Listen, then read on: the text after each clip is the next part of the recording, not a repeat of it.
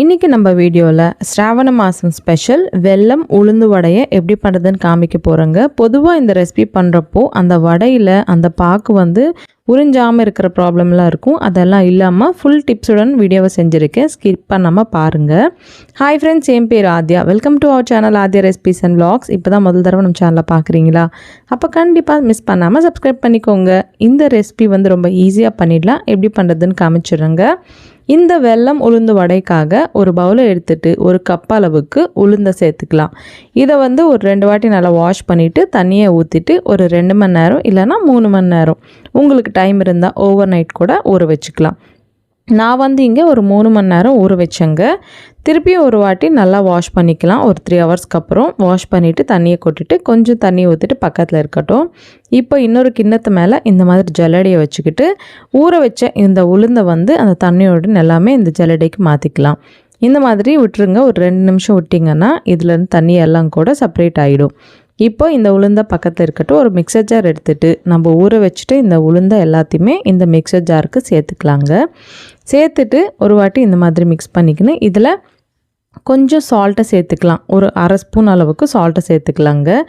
இதில் எதுவுமே போடக்கூடாது. இந்த வெல்லம் உளுந்து வடைக்காக உளுந்து கொஞ்சம் சால்ட்டு அவ்வளோதான். உங்களுக்கு தேவைப்பட்டால் ஒரு 2-3 ஸ்பூன் அளவுக்கு கூலாக இருக்கிற தண்ணியை ஊற்றிட்டு நல்லா ஃபைனாக அரைச்சிக்கணும். இந்த மாதிரி கிரைண்ட் பண்ணிவிட்டு பக்கத்தில் வச்சுக்கோங்க. நான் வந்து எனக்கு டைம் இருக்குது, அதனால ஒரு 1 ஹவர் ஃப்ரிட்ஜில் வச்சுட்டேன். உங்களுக்கு டைம் இல்லைன்னா இந்த ப்ராசஸ் வந்து உடனே செஞ்சுக்கலாங்க. ஒரு 1 ஹவருக்கு அப்புறம் மூடியை எடுத்துகிட்டு இதுலேயே ஒரு 1/4 ஸ்பூன் அளவுக்கு பேக்கிங் சோடாவாக சேர்த்துக்கணும். எப்போ வடை போட்டாலும் நம்ம வடை போடுறப்ப தான் இதில் வந்து பேக்கிங் சோடாவை மிக்ஸ் பண்ணிக்கணுங்க. இந்த மாதிரி பேக்கிங் சோடா போட்டுட்டு ஒரு ஸ்பூன் எடுத்துகிட்டு ஒரே டைரெக்ஷனில் ஒரு 5 நிமிஷம் நல்லா மிக்ஸ் பண்ணிக்கணும். இந்த மாதிரி நல்லா மிக்ஸ் பண்ணிங்கன்னா நம்மளுக்கு வடை வந்து கிறிஸ்பியாக ரொம்ப ஸ்பாஞ்சியாக வருங்க. இப்போது ஒரு 2 விதமாக இந்த வடை எப்படி பண்ணுறதுன்னு காமிக்கிறேங்க.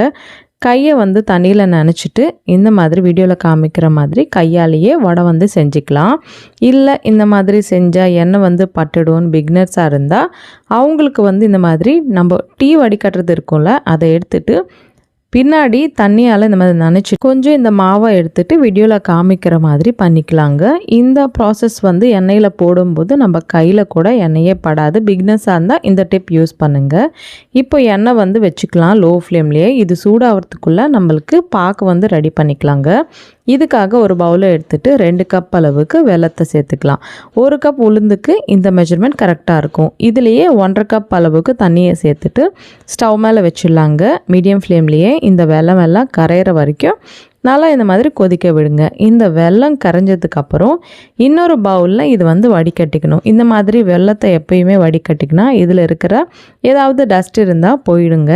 இப்போது வடிகட்டிக்கணும்ல இந்த வெல்லம் சிரப்பை வந்து திருப்பியும் முன்னாடியே பாயில் பண்ண இந்த பவுலுக்கு மாற்றிட்டு அடுப்பு மேலே வச்சிடலாம். வச்சுட்டு ஒரு 2 நிமிஷம் ஹை ஃப்ளேம்லேயே கொதிக்க விட்டால் போதும். 1 ஸ்பூன் ஏலக்காய் தூளை சேர்த்துட்டு 2 நிமிஷம் கொதித்ததுக்கப்புறம் இறக்கிடுங்க. இறக்கிட்டு இது வந்து மூடியை வச்சிடலாம். இந்த மாதிரி மூடி வச்சா ஆறாமல் இருக்கும். இது பக்கத்தில் இருக்கட்டும். இப்போ வந்து வடையை செஞ்சுக்கலாங்க.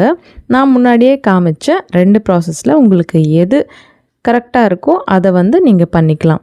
இந்த மாதிரியே கொஞ்சம் சூடானதுக்கப்புறம் ஃப்ளேமை வந்து மீடியமில் வச்சுட்டு ஒரு வடையாக செஞ்சுக்கலாங்க. உங்கள் கடாய் சைஸை பார்த்துக்கின்னு இந்த வடை வந்து எவ்வளோ போடணுமோ அவ்வளோ கையால் இல்லைனா இந்த மாதிரி ஸ்ட்ரெயினரால் போட்டுடலாங்க. எண்ணெய் நல்லா சூடாக இருக்கணும். அதுக்கப்புறம் ஃப்ளேமை மீடியமில் வச்சு தான் இந்த வடையை வந்து போடணும். போட்டுட்டு கொஞ்சம் மீடியம் ஃப்ளேம்லேயே இது வந்து ஒரு 2 நிமிஷம் கழித்து இன்னொரு சைடுக்கு டர்ன் பண்ணிக்கலாம். இந்த மாதிரியே டர்ன் பண்ணிக்கினே கொஞ்சம் கோல்டன் ப்ரௌன் கலர் வர வரைக்கும் கூட இந்த மாதிரி ஃப்ரை பண்ணிக்கலாம். பார்த்திங்களா, வடை பார்த்தாலே தெரிஞ்சிருக்கும் உங்களுக்கு எவ்வளோ கிறிஸ்பியாக பஞ்சு மாதிரி வந்துச்சோ. நான் சொன்ன மாதிரி மாவை ப்ரிப்பேர் பண்ணிக்கோங்க. மிக்சர் ஜாரில் அரைச்சா கூட இதே மாதிரி வடை வந்து செஞ்சிடலாம். இப்போ சூடாக இருக்கிற இந்த வெல்லம் சிரப்பில் போட்டுக்கலாங்க. இந்த வடையை போட்டுட்டு ஒரு வாட்டி இந்த மாதிரி டிப் பண்ணிக்கின்னு இன்னொரு சைட் கூட டர்ன் பண்ணிக்கிட்டு இந்த மாதிரி டிப் பண்ணிக்கோங்க. பண்ணிவிட்டு மூடியை வச்சுட்டு பக்கத்தில் இருக்கட்டும். நம்ம நெக்ஸ்ட் பேட்ச் வடை சுடுற வரைக்கும் கூட அந்த பாக்கில் அந்த வடையை அப்படியே விட்டுருங்க. இப்போ எண்ணெய் வந்து நல்லா சூடாயிடுச்சு. ஃப்ளேமை வந்து லோவில் வச்சுக்கிட்டு திருப்பியும் இந்த மாதிரி வடை எல்லாமே சுட்டுக்கலாங்க. இன்னொரு சைடுக்கு டர்ன் பண்ணிக்கின்னு இதே கலர் வர வரைக்கும் கூட ஃப்ரை பண்ணிக்கணும். இது ஃப்ரை ஆகிறதுக்குள்ளே முன்னாடியே போட்டோம்ல அந்த வடை வந்து நல்லா ஊறிடுச்சு. இதெல்லாமே எடுத்துகிட்டு ஒரு பிளேட்டில் வச்சுக்கலாம். இந்த மாதிரி ஒரு 10 நிமிஷம் விட்டால் போதுங்க.